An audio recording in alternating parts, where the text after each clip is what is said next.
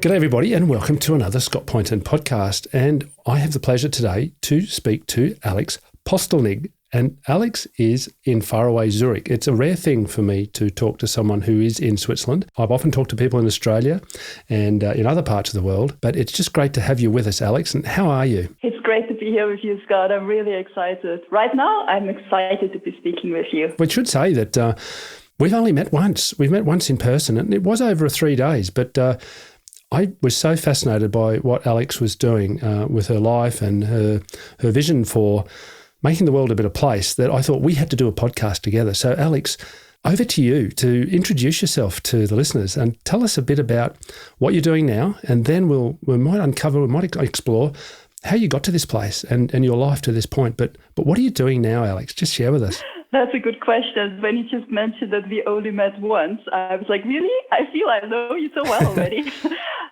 But back to your question, let me see if I can answer this. So I would define for myself who I am. Let's try the spiritual way. Go something like a soul in a human body, trying to find, or on a quest to find the reason and live the reason why I'm here on Earth. That would be my description of who I am, because it keeps changing and there's just so many components that define me.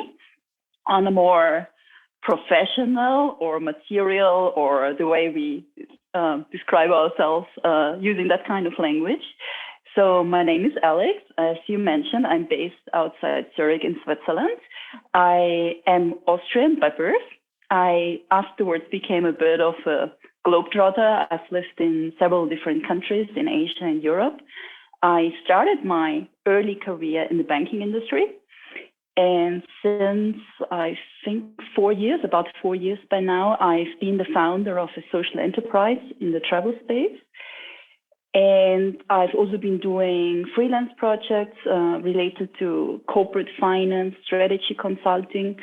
And currently, as you're aware, and probably will speak a bit about it, I'm sketching out and planning a big new project starting next year.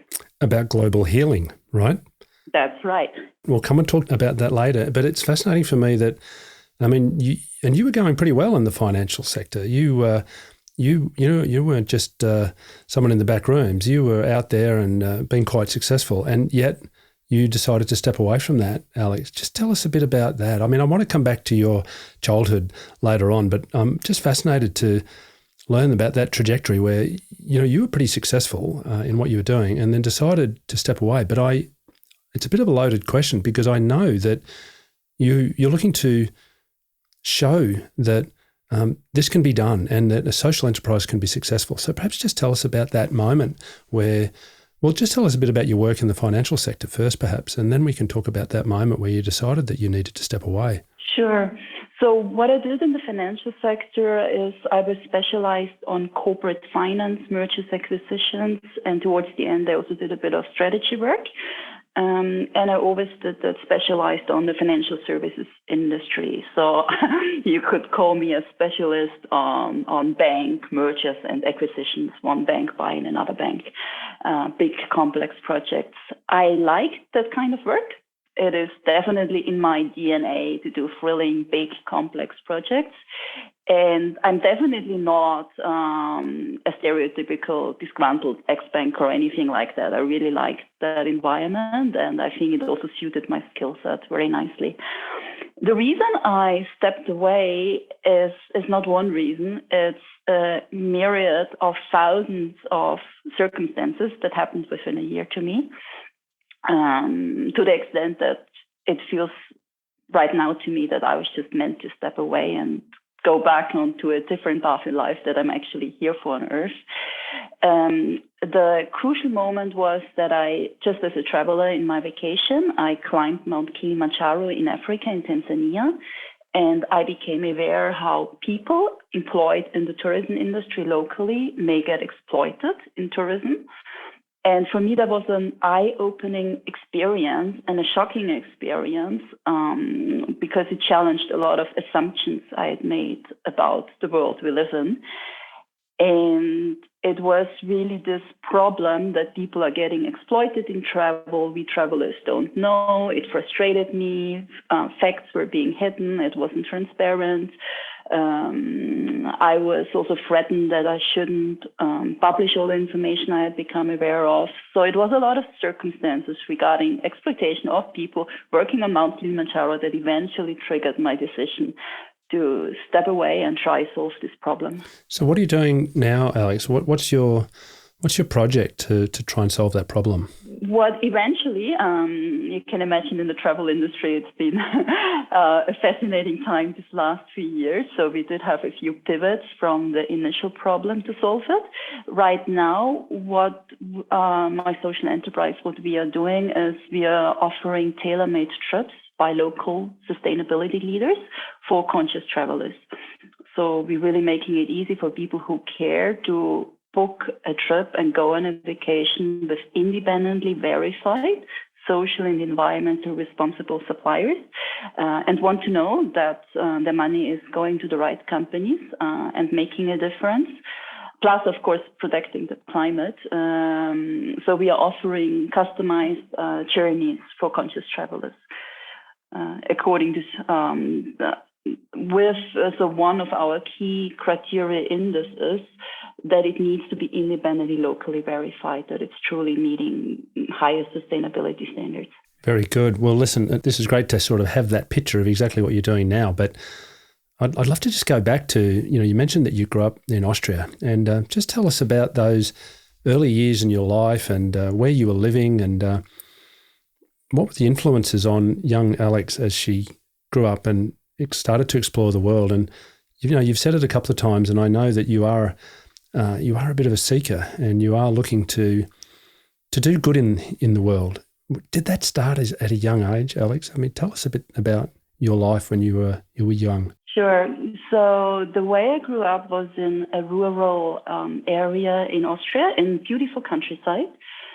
I have a brother who is 2 years older than me, and I grew up with my mom and dad until they got divorced when I was about 11 years old. I would say the early part of my childhood was probably a very happy one, for I have barely any memories because somehow my subconscious later on probably decided that certain memories would be good for me to just not be aware of. So the particular circumstances I had was that my mother suffers from bipolar and several other mental illnesses. And that caused eventually the divorce by my parents. And there's been lots of fighting in my family. And so in essence, I grew up with a mother who is mentally challenged. And as much as she loves me and would give her life for me and does everything for me, she just often couldn't. And that's been very challenging. And I also had many moments, and also been challenging for my brother. And so growing up, I had many moments in my life where I just didn't have a caregiver and I was on my own and I couldn't rely on my parents.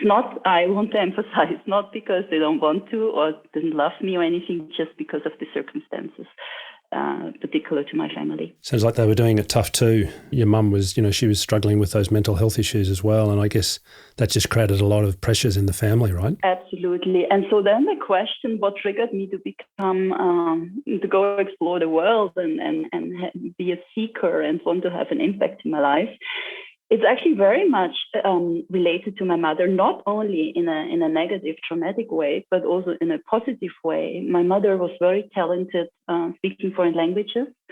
She's always been a very tolerant and world-open person. So she would be the first to speak up, to have the courage and speak up about or against racism, against human injustices. And she had this love for other cultures and languages, which definitely I inherited from her. There was also, it's interesting, and I've been thinking about it a lot, whether it's influencing my current work or not and what I'm doing. There's one experience I remember, which is has been definitely highly traumatic for me as a little girl. When she was having an episode, I was maybe, 7, 8 years old. And she told me she would leave. And I say, okay, when do you come back? And she says she never comes back. And obviously, as a little girl, that's very confusing. And so I start crying and I say, well, why don't you, where do you go? Where do you go? And she says she goes to Africa. And I say, why do you go to Africa? And she says, so she's having a manic depressive, a manic episode at the time. She's saying, well, I go to Africa because I have to help the children there. And that's very painful to me, of course, that why would my mother leave me to help some other children? And so I say, but why don't you stay with me? And she says, I can't recall her exact words, but she says something like, well, they need me more than you need me. You have other people taking care of you. But actually the reality is at that time, there was no one who could take care of me. So in essence, my mother told me, who was the last remaining person I felt who truly loved me, she was telling me she has to go to save some other children. And I'm mentioning this because rationally, there seems obviously a close link to my mother having this fantasy back then of going off to Africa and wanting to save children, and me now being the founder of a social enterprise that started my work in Africa. I've been thinking about this moment a lot. I'm not consciously aware that this particular moment triggered the work I'm doing now and the reason why it started in Africa. But then again, who knows? I mean, the universe is having so many plans with us. So somehow I'm pretty sure there's a connection to this as well. It does sound intriguing. And as you say, the universe has many ways of working. And we should say that, and your mum didn't actually go off to Africa, did she? She stayed, but correct. I mean, this must have been confusing for you as well, that, she didn't actually go, right? Yes, very confusing. And if you'd ask my brother, who was 2 years old and has a very different memory or emotional memory of that situation, his recount is that he just wanted her to leave and he would have been happy for her to be finally gone. I probably, as a younger girl, saw it a bit different, but yes, it was all very confusing. What I just also like to mention here, so yes, she never went off to Africa, but she did do a lot of social impact work and volunteering and whatever she could and what little money she had, she tried to help other people. So definitely this is an aspect I learned from her. Yeah. I mean, she sounds like a special person, but yeah, difficult time. And maybe in those years also the way of helping people with bipolar, the medical treatments for people that exist today, perhaps they didn't exist so much back then, and she was struggling to get the help that she needed. Absolutely. I think she could have probably done everything I'm doing in my life, just that the circumstances didn't allow it for her. She was definitely not getting the treatment back then that would have helped her. Yeah, look, I want to come on in a minute to talk about your global healing project, because I think it really comes from this place, and I know we have talked about it, but it just is fascinating for me to think that you've gone out there, of course you didn't know the pandemic was coming, but you've really dived out. It just strikes me you've been hugely courageous, Alex, in leaving and being very successful in your work in the financial sector, and you've just taken this grand leap of faith into something quite different to try and help people have a better life. Just talk me through that moment where you decided to leap into the unknown. I mean, it is a thing that is passionate to me because, I had a pretty safe job many years ago and decided to go out and set up a non-profit as well. And here you are, you've taken this leap, you're hugely successful career, up and up you were going, and you've dived out to follow your heart and your passion. What was that moment? I know you mentioned on, when you travelled Mount Kilimanjaro, but you've obviously come back, you've thought about it, and at some stage you've gone in to your boss and said, right, that's it, I'm resigning. What was that moment before you went in and said to your colleagues that you were leaving? Talk me through that journey. Oh gosh, I was such a coward. Well, you did it. You can't have been so cowardly. So in essence, the entire journey for me to make the decision, it took a year. It was not an overnight quick decision. However, so why I'm a coward with this particular decision? Because I didn't give the real reason. So what happened is I already knew a few weeks prior, or made up my head that I really want to try this social enterprise and try to become an entrepreneur. I should mention that I didn't grow up at all in an entrepreneurial culture. So going and doing your own business is considered not good in the way I grew up in the culture I come from. So making that leap of faith, I was really struggling, and I was struggling to tell my boss about it and how I would communicate this. Now, what happened, and that's one of these other moments that just happened and fundamentally changed my life. One day, because I got connected with another girl who also worked in mergers and acquisitions, and we had lunch, and she told me, and I'd never met that girl before, and I never saw her again. But during that lunch, she mentioned to me that her sister had cycled through Africa from Cairo to Cape Town. And I go like, wow, your sister must be such an athlete. That's amazing. And she goes like, no, she's not fit at all. Anyone can do that, she says. And so over that lunch, she implanted, so that was the year after climbing Kilimanjaro. And after I got interested in Africa, and after I was seeking for a bigger physical challenge. And so during lunch, she implanted this idea in my head, or made me aware that it was possible for normal humans to cycle from Cairo to Cape Town. I went back to the office, and for the remainder of the afternoon, I did nothing else but research that trip and figure out if I could do it or not for myself. I became obsessed about this cycling trip, and I will also go on and do it. And so how did I make the decision to actually become a founder?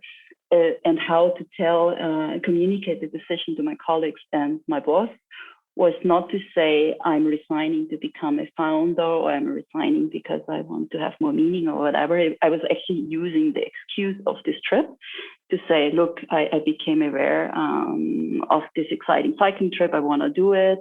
This is it. This is like a sabbatical. And I used that cycling trip as an excuse to quit my job. And I knew for myself that I set the intention that if I, who was not a cyclist, not a camper, I was not the stereotypical person who would do something like that. It was really crazy given my circumstances. But I always had this idea, if I managed to cycle from Cairo to Cape Town, then it kind of shows that everything is possible in life. And so I arrived in Cape Town and managed to do it, the impossible. And I was afraid that if I come back to Europe and go back in my environment and my social circle back then, that I would get too scared and not do it and go back to banking. So I was really afraid that I didn't have the guts to do it. And so actually I started building my company out of Cape Town. I extended my stay there for another month. And that's how I started my entrepreneurial journey. And I contacted some companies and put my name out there. I created public pressure for myself. I booked myself a flight to Tanzania, and I built myself while I was still in this hype from cycling through Africa. I used that courage and that flow and that momentum I had gained to create a point of no return for myself, to just throw myself into it before I could chicken out again. That doesn't sound very cowardly to me at all, Alex. That sounds like an extraordinary story. Like I didn't. So you see this, we discover these new things when we talk to people. I didn't know you'd done that cycling trip. I should say that Alex and I met at a climate change event in the mountains in Switzerland, and it was a funny event. It was a great event, but we didn't get to spend much time with each other in terms of just getting to know people. But when we did, we seemed to really connect and resonate. And but here we are. I didn't know you'd done that trip. Isn't that fascinating? I mean, that we could probably talk about that for hours too. What was the highlight of that trip, Alex? I mean, there probably must have been many of them, but what was the highlight? And maybe more importantly, what was that most challenging moment? Because we learn so much from the most challenging moments, right? The difficult moments. Yes, and that's exactly my highlight, what I would have said. In hindsight, the moments and the days I like to think back to most fondly were the most challenging days, the most challenging moments, because it shows what's possible. We had some very challenging days in Sudan when we were crossing the Sahel. in the desert, and one day it had 50 degrees Celsius, and that day several people passed out on heat strokes. So that was a challenging day. We had torrential rain and thunderstorms. Once we entered, I think it was Uganda, I was in East Africa for a month about. We had rainy season, it was raining, we had camping in the mud, and I caught diarrhea, serious diarrhea, and I was just seriously sick for a month. So I had a lot of challenging moments, and it's those moments that I managed to overcome and persevere that give me a lot of strength now when I think back to those moments. Yeah. And you've had some difficult times in the last year or so with your company, right? I mean, you've gone out there to set up this company, and within moments the pandemic hits and no one's traveling. Not easy to have a fully fledged and running travel company in a pandemic, but when you're just getting started, it must have been really difficult. And do you think these challenging times that you speak of, going right back to those challenging times in your childhood, do you think they've helped you get through these challenging times with your business and just trying to get started? 100%. What happened is I had gone to such a good place by the time the pandemic hit and the lockdowns came, that it felt instinctively, immediately, like this is meant to happen. This is an opportunity. I'm going to make the best out of it. This is our chance now. I never felt deeply depressed right after the lockdowns. It was actually the opposite. Because of the travel stops, I all of a sudden had a lot of time for myself. So I enjoyed a lot of nature walks and meditation, and could do a lot of work on myself that otherwise I wouldn't have had the opportunity to do. However, yes, I will say that at the end of last year, I slipped into something like a semi-depression and burnout. Not a real depression yet, not a real burnout yet, but I was getting very close. And it's definitely the experience I have through childhood, and in essence, my entire adult life that also helped me to dig myself out of that again. Yeah. I mean, you're quite extraordinary that you have this sense of, doing this work on yourself and being connected to who you are. And you spoke about that trauma you've gone through as a child. And I know that's been a very important experience in your life from our previous discussion that we had backwards and forwards. Tell us about your ideas, and this perhaps leads us into the Global Healing Project. Tell us about your ideas of how this trauma in our childhood can affect us so powerfully in the rest of our life. Sure. And that's something I've really only become aware of myself about 3 years ago. I was about 1 year into my journey as a founder and with a big impact mission. And I found myself stuck. I just couldn't get it to work. Now, my background is fast. We have spoken about my career in investment banking and cycling through Africa and climbing Kilimanjaro. And I also wrote a book when I climbed Kilimanjaro afterwards. And I speak several languages, including Mandarin Chinese. Why I'm saying this is because lots of supposedly difficult things, when I set my head to it, I've always been able to accomplish them. I've never had a goal that was too big for me to reach. Yet here I was trying to create a social enterprise and fulfill an impactful purpose, and I just couldn't do it. I was getting stuck. I was not finding the way to figure this out, how to build a company. And it was because of that reason that for the first time I started to work with a coach. And through this coaching process, for the first time in my life, I had someone just there listening to me, like playing the role that often a parent could have. And she asked me, there was twice in this coaching process that was over a year, she asked me very innocent questions. One of them was, what are you doing for Christmas? And she meant it as a joyful question, and I started to cry.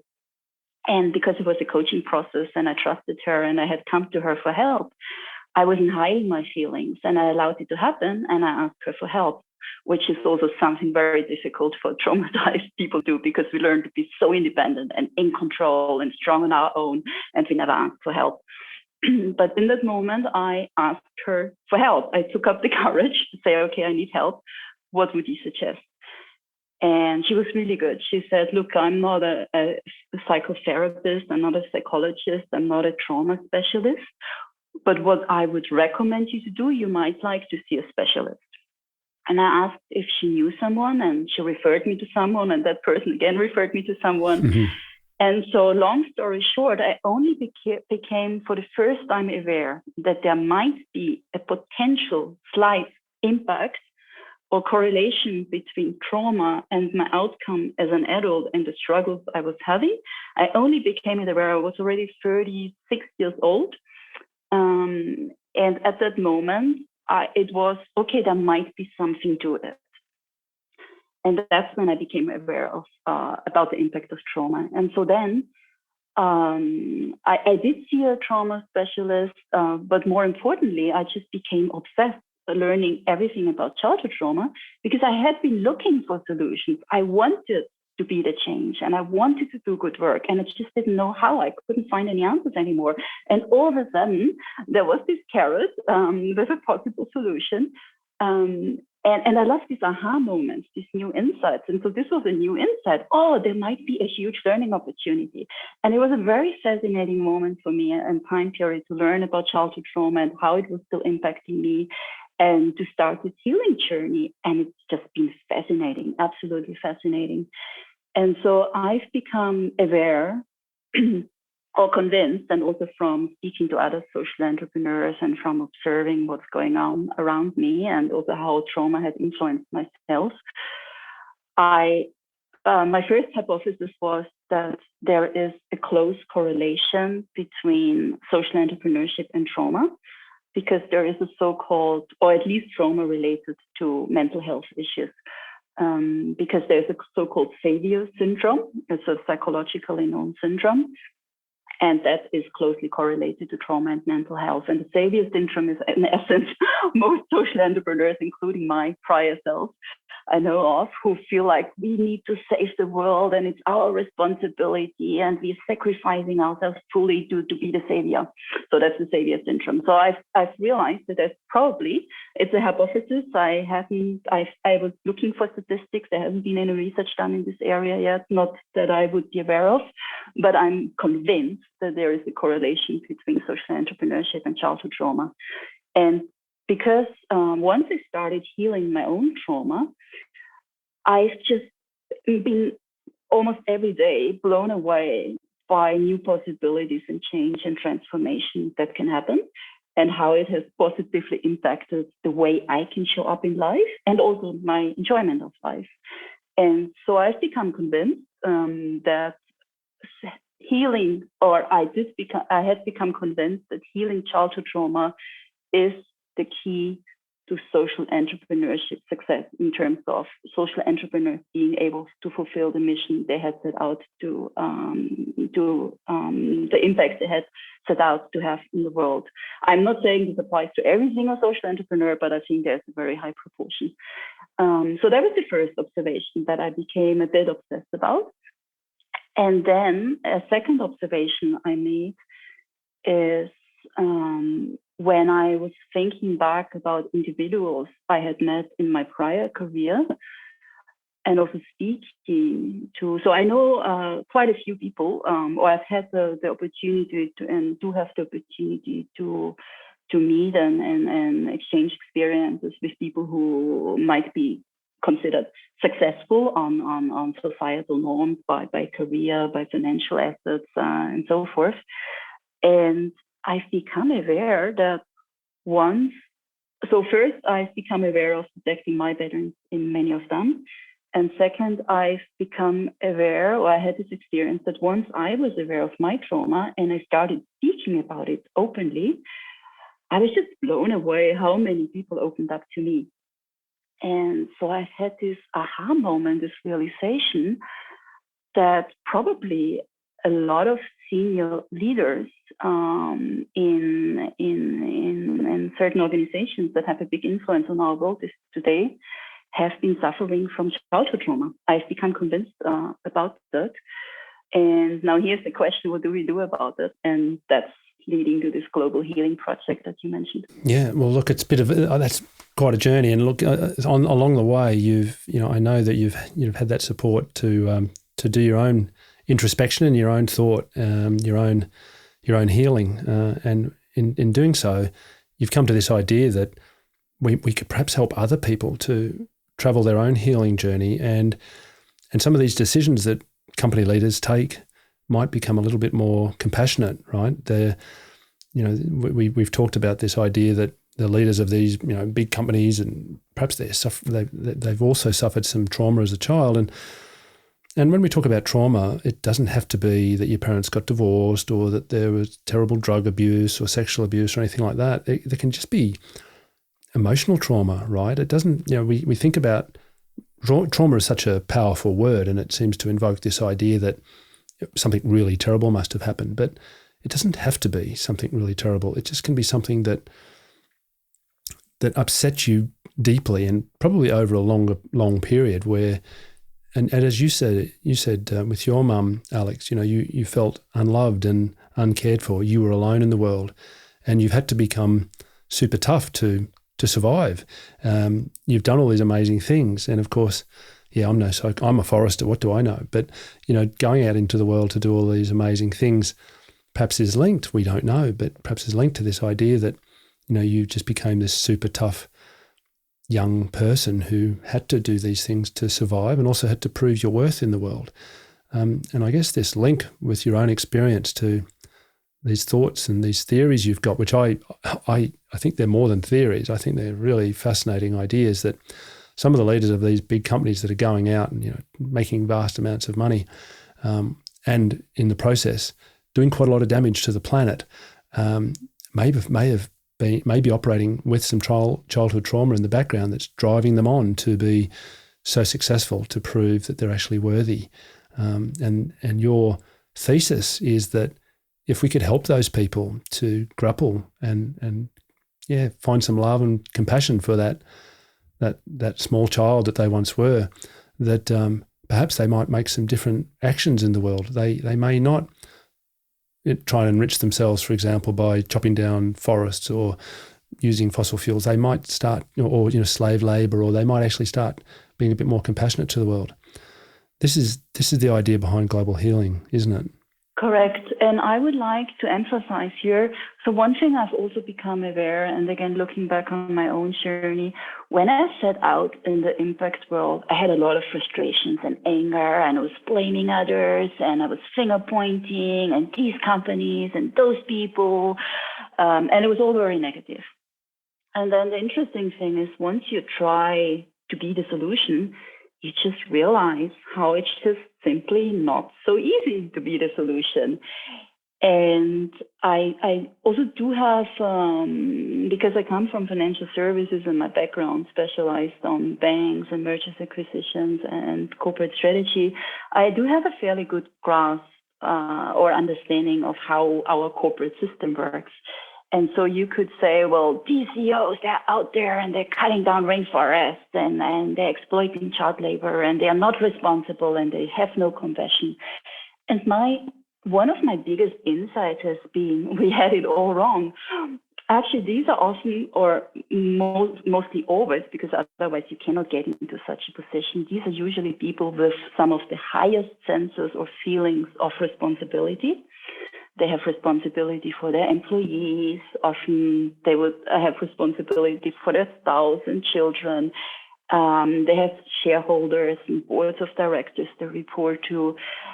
They are highly responsible. They just have so many things going on in their life that they need to focus, and they've learned to grow up in this culture and to be successful. These are the things they need to do. And so it's just, I can see from their perspective that things are just not so easy in the corporate financial system that we have created as a humanity for ourselves over the past hundreds of years, and that we are now caught in. So I would just, and the second insightful moment I had, or the inspiring solution, or where I then felt that global healing is possible and transformative global change is possible, these individuals, they are actually the best suited to be the solution, but because as you mentioned, when you go through childhood trauma, you develop a lot of strength, grit, perseverance.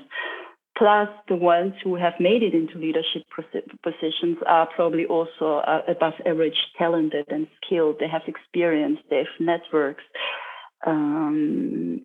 Just that they are probably, in most cases, not aware how their own trauma is influencing them, and may also not be, they may be aware of trauma, but may also not know what now to do, how to change, how to make a difference, because in the end, they still report to shareholders who want to see a financial return, right? And the shareholders, by the way, are pension and insurance companies, which are our assets that we want to have when we retire. So it's all a circle, it's all a system. Finger pointing doesn't help here. So I just want to clarify that I don't think they don't have compassion. It's just directed maybe in not the way that would be optimal for humanity and sustainability. But I truly believe that they can do amazing things because they have that high level of responsibility already. And judging from my own experience, and it may not apply to every single person, but I've seen it happen in other people. I have had the honor and pleasure to observe their transformation journeys. Often the only thing that's required is awareness. In my case, all I needed is become aware that there might be a link between childhood trauma and the outcome for my life and my inability to do and be what I wanted to do and who I wanted to be. And once I was aware, we are all smart enough to figure out the solutions and go find the help we need. But the very crucial first step is awareness. And that's where I think we all together people who are already aware of that can make a massive impact by raising awareness.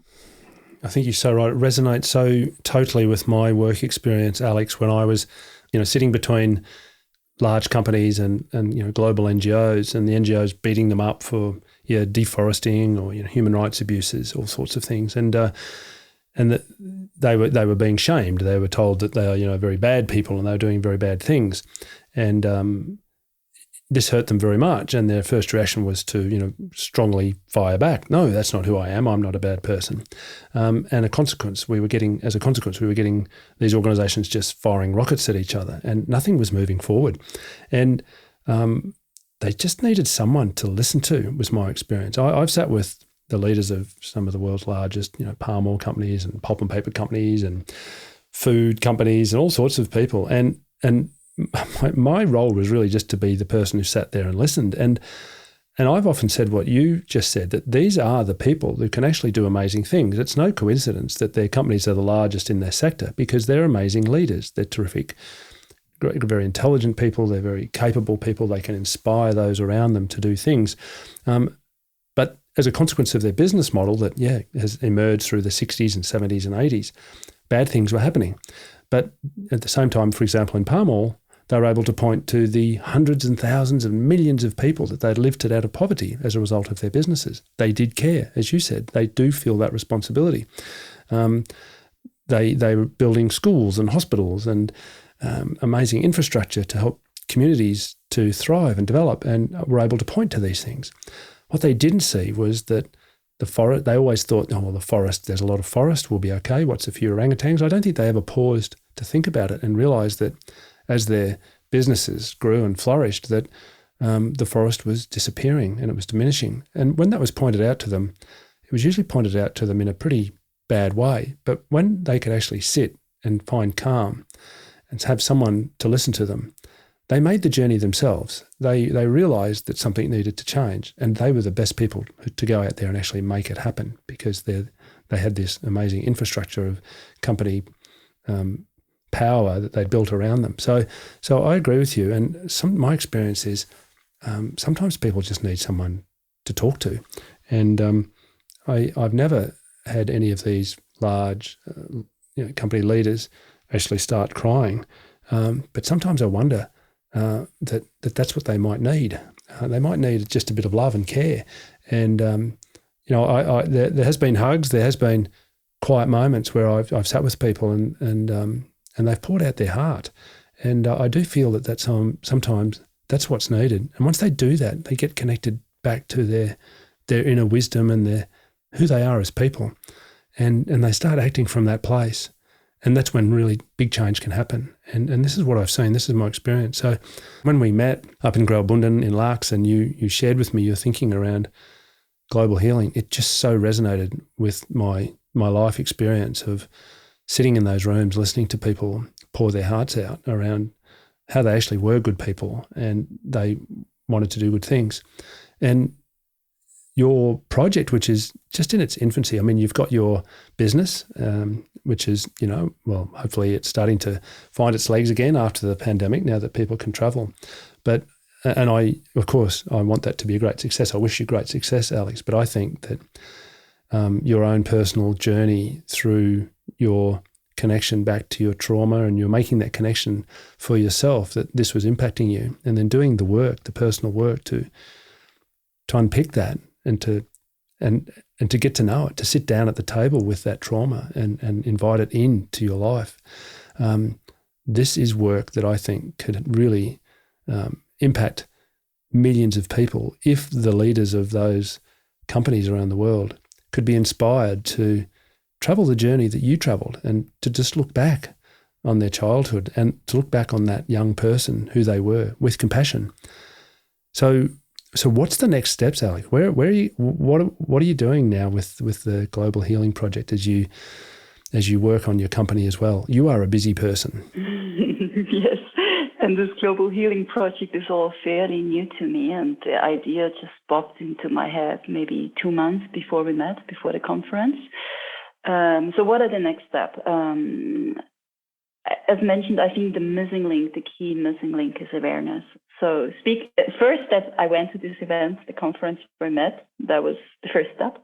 That was the first time I didn't mention my social enterprise fair voyage there at all. I was just on a mission to get the word out for global healing and get feedback and see if I could find like-minded minds, like I found you. So the next step is how do I get the word out? And I'm currently a bit of a bottleneck because I need to free myself time-wise from my responsibility that I do have as the founder and still CEO of my social enterprise. And I'm working on that right now to get myself out of these other responsibilities I'm having so I can fully focus on global healing. The next step is just finding ways, and I constantly ask myself, what's the quickest way? What's the easiest way? Where is the shortcut to get a word out? And so having this podcast with you is actually now, I think it's a big crucial step, because this is the first time other people other than those who know me personally, and I've spoken to them, all my friends, all my family, all my social circle. I'm so obsessed. I've been so obsessed about global healing when it popped into my head that I had to speak to every single person who crossed my path about it. So people who know me, chances are high, most of them are aware of it. And the people at the conference obviously heard my short pitch. However, outside of that, no one knows about it. No one knows what I'm planning to do. And so this podcast, this interview with you today is the very first time that we are creating content that will be publicly available. And let's see, maybe someone listens to this and thinks they could do another podcast with me to give this idea some more visibility. We could collaborate on storytelling. Important it is to get the idea out there, and I'm planning to create my current thinking, so it keeps changing, but what I'm currently planning to do is to create a nonprofit, a foundation that can get resources to promote this idea and really do this professionally. And then a lot of the work of this nonprofit or this global healing project would be get the word out there through storytelling, through engaging influencers, through public speaking, tapping into social media, trying to get into mainstream media, and at the same time trying to connect with a few senior leaders or former senior leaders who might be willing and might be interested to join this project, and ideally find the one or two. So I can be the one right now who goes first, who talks about my life experience. But eventually it needs people who have been in very high senior leadership positions to speak up about it, so that other senior leaders take it seriously. And so the next step would be to hopefully find or be found, I believe we will be found, by these 1, 2, 3 former senior leaders who might be interested to join this project and be amongst the first to speak up about their experience and thereby help influence more senior leaders to join in. Well, here we are, the podcast, the first public discussion about this. This is terrific, Alex, and let's make sure that we share it far and wide, because I do believe in what you're saying. And you said a key thing there about that you will be found as opposed to going out and finding people, these leaders that you want to inspire to open up and speak about their trauma. My experience in all of my work is that you're best waiting for people to come to you. And it's very hard when you're running a business to think about marketing in that way. But I always say to people, you are the needle in the haystack. If you're listening to sales and marketing people, they say, you've got to go and find the needle in the haystack. You've got to find your target audience. It's like, how do you know? Whereas what you're doing and the way I've approached my work in the past is to say, it's almost like put your flag up the flagpole and say, this is what I want to talk about. This is what I'm interested in, and let it be seen. And of course, we've got many more opportunities for that these days, what with social media and videos and podcasts like this than perhaps we did 20 years ago. But you can say, this is what I'm interested in. This is what I believe. Here's my story. And I truly, truly believe that you are the needle in the haystack, and people will come to you and say, Alex, this is so interesting and I would like to talk to you. So if you're out there, CEO or former CEO, founder of a large company, and you'd be interested in contacting Alex to talk about the childhood trauma that you experienced, we do invite you to do that. And I would like to be reassuring that I guarantee it'll be a life-changing experience. Alex, I think what you're doing is amazing work, and look, the social enterprise that you're running about with travel and everything, fantastic. And I think it's important that keeps going. I think that we sometimes can, with grand ideas, we can sometimes get our feet away from the ground. And I think your social enterprise is a wonderful thing that can help you be anchored in the day-to-day and really supporting people's lives. But I also think we must have our head and our hearts in the stars and in the sky. And I think Global Healing is your project for that, where you're keeping yourself grounded through your social enterprise, but you're dreaming about a different way of being here on the world for so many millions of people. So we have to do what we can to pump up those tires and help you get that word out there. Last word, you mentioned that you've spoken about this a lot with your friends and your family. I know you've come quite a circle with your family. How, just to finish up, just if you could share with us this journey that you've taken with your family. I know there's been some reconciliation there and some revisiting of these times. Where are you now with your family? That's a good question. Where am I at? I'm in a tremendously good space. I'm tremendously grateful. Oh, now I have tears in my I'm starting to cry. I'm really tremendously grateful that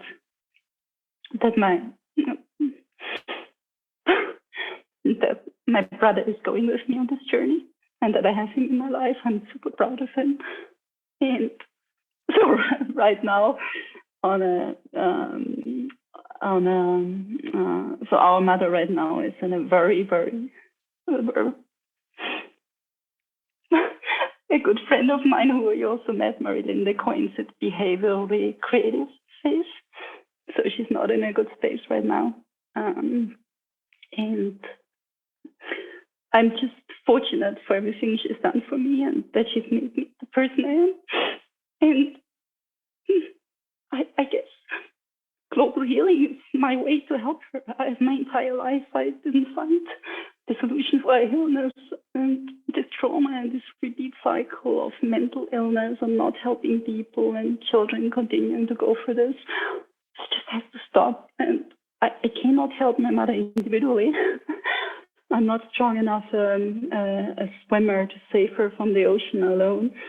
So I figured what I need to do is global healing, and thereby bring her mission or the way to help her or to do justice to the suffering she had to experience. For me, global healing is the way to heal trauma for good, for humanity, for everyone. And I'm not suffering from any illusions here when I'm saying that I'm the savior and I'm going to do that. I know there is thousands, if not millions, of people out there like you and many people who we met at the conference who are equally doing their part and equally doing their contribution. And if all of us just follow this path, what feels right to us, and contribute what we can to this shared human purpose, then I'm just so positive about our future. And sorry, I was going off now to answer your question. No, that's about perfect. My family in an interesting, different way. What's interesting when you asked that, I was actually feeling very grateful and blessed that currently I'm in a good space. And it actually just blew me away right now myself that I cried sharing this, because it still shows that no matter how much healing work we do and how much we work on ourselves, these things, these experiences, they are just so deep. They're so deep, but we need to feel our emotions and share them, and because otherwise we cannot move on. So short answer, I'm a very good and grateful place of love with my family. Well, I'm very glad to hear that, and I think this project that you're embarking on, I mean, you're a person who's ridden from Cairo to Cape Town, and you've challenged yourself to do so many amazing things in the world. And I guess the key thing is, and you've touched on it there in your answer, Alex, is you're not alone in this journey. And I know there's going to be a lot of people who will rally around this idea, because it is, I think it is so right. It feels right. What you're saying is so correct. And I think we all know that we've had our own traumas as we've grown up, and it's not a race. It's not about who's got the biggest trauma. We've all suffered, and this is an opportunity for us to grapple with that and to find peace, perhaps, as we go forward in our lives. So, Alex, it's been my pleasure to talk to you. I'm so excited about getting our discussion out there and pointing to it and writing blogs about it and sharing your vision as broadly as we can. So I look forward to seeing where it goes, and let's talk again in 6 months or a year's time, and we'll check in and find out how everything's unfolding.